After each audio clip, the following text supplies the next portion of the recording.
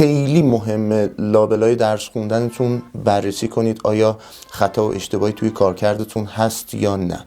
اما به صرف این که من گفتم خیلی مهمه احتمالا نمیرید دنبال این که یه وقت و انرژی مشخصی توی برنامه هاتون بذارید برای پیدا کردن خطاهای حین کارکردتون. چرا گاهی اوقات ما حاضر به پذیرش نقاط ضعف و خطاهامون نیستیم یا اصلا برای شناساییشون وقت و انرژی نمیذاریم که پیداشون کنیم؟ این درس مهمیه. اگه عنوانش براتون حوصله سر بره تحمل کنید، بهتون قول میدم درس کاربردی خواهد بود. بریم راجبش با هم یه گپ بزنیم.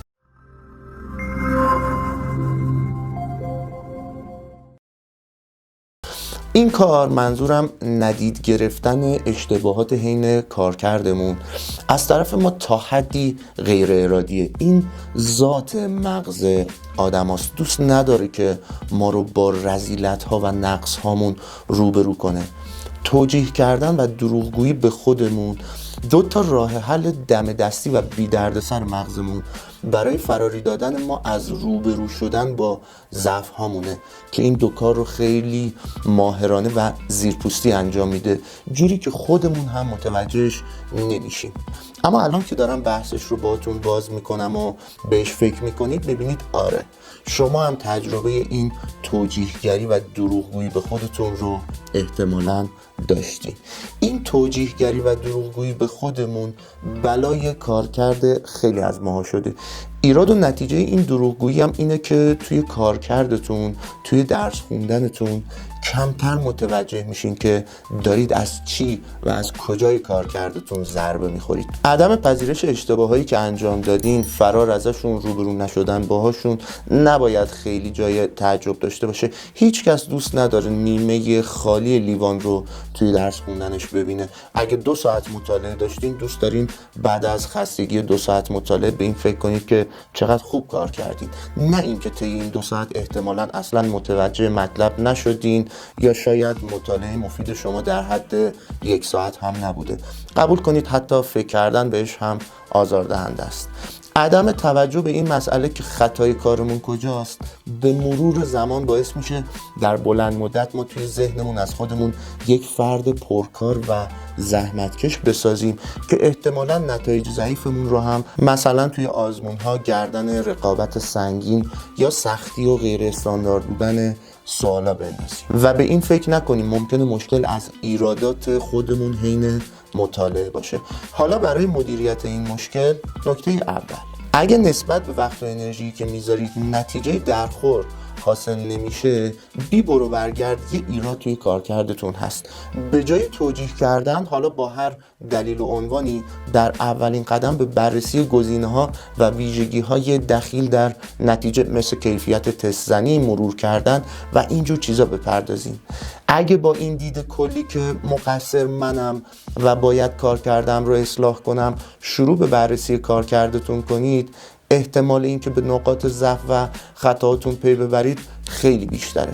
فراموش نکنید شما هرگز متوجه این موضوع نخواهید شد که مغزتون داره مشکلاتتون رو با توجیه کردن ندید میگیره. حرف من اینه، معمولا بچه‌های ما ناخودآگاه به دنبال کشف و استخراج نقاط ضعف حین کارکردشون نمیرن، چون عادت کردن به دلیل آوردن، به توجیه کردن و احتمالاً ضرری هم تا حالا ازش ندیدن. حالا امروز رسیدن به پشت کنکور، امروز که بحث درس خوندن با بازدهی قابل قبول مطرح میشه، سر و کله آزمون‌ها پیدا شده دیگه. اون توجیهگری که تاکید میکنم خیلی اوقات غیر ارادی و تعمدانه نیست، مشکل ساز شده.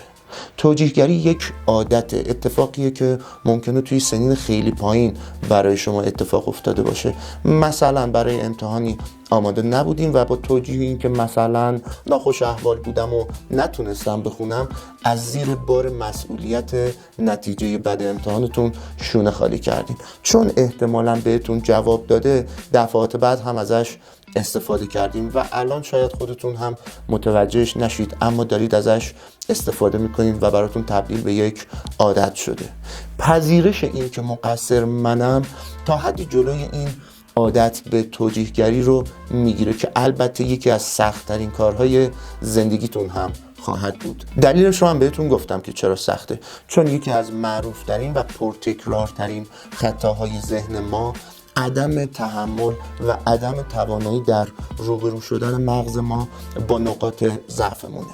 نمیپذیرتش و شروع میکنه به دلیل تراشی و توجیه کردن. شما باید بتونید این مرحله توجیهگری مغزتون رو با این جمله که احتمالاً مقصر منم و باید لیستی از اشتباهاتم رو کشف و استخراج کنم مدیریت کنید. اگه بتونید خطای ذهنتون رو در باب توجیهگری مدیریت کنید و شهامت و جسارت روبرو شدن با کمکاری ها و بدکاری هاتون رو داشته باشین، اولین قدم های خودشناسی و شفاف بودن با خودتون رو برداشتین. قرار راجع با این شفاف بودن با خودتون زیاد صحبت کنیم. پیشنهاد میکنم ویدیوی کنکوری دروغگو رو ببینید. ماجرای همین بچه‌هاییه که با خودشون رو راست نیستن.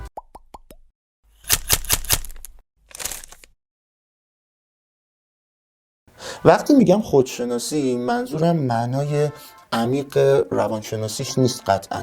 منظورم در همین حده که من بتونم چند صفت بد و منفی خودم رو شناسایی کنم و بپذیرمشون و برای بهبودشون وقت بذارم. این پذیرش یعنی هنر شفاف بودن با خود.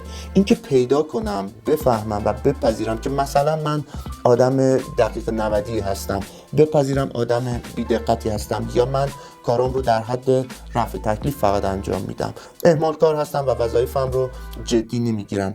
و بعد از شناسایی و پذیرش مشکلاتتون خیلی راحت‌تر میتونید نسبت به بهبودشون اقدام کنید. اینجا میخوام بهتون بگم اگر تمام تعریفتون از پروژه کنکور بالا بردن ساعت مطالعتونه، اگه تونستین حجم کارکردتون رو بالا ببرید اما نتیجه متناسب با اون افزایش کار و زحمتی که کشیدین سراغتون نیومد، در اولین قدم مسئولیت نتایج ضعیفتون رو گردن هیچ کس و هیچ چیز نندازین. مثلا بگین سطح آزمونا بالاست و با بررسی روند کارکردتون سعی کنید خطاهاتون رو پیدا کنید. هر جا هم به این جمله رسیدین که من که دارم این کار رو به بهترین شکل انجام میدم، بدونید که یک ذهن ترسو و بدعادت نسبت به عدم پذیرش خطاها پشت این داستانه. اگه شما بتونید خیلی صادقانه و شجاعانه به بررسی کارکردتون بپردازین، بعد از مدتی یک لیست بلند بالا از نقاط ضعف و خطاهاتون خواهید داشت که اولین قدم برای بهبود خودتون، کارکردتون، درس خوندنتون و زندگیتونه. حالا یه سوال: آیا همین الان میتونید لیستی از نقاط ضعف و خطاهای مطالعاتیتون رو بنویسید؟ اگه نه، باید شک کنید به همون ذهن خطاکار و توجیهگر و باید هرچه زودتر نسبت به مدیریتش اقدام کنید. و اگه آره، میتونید خطاهاتون رو لیست کنید. بهتون قول میدم قراره از حالا به بعد در متن کار کلی خطا و اشتباه به لیستتون اضافه شه، البته اگه براش وقت بذارید.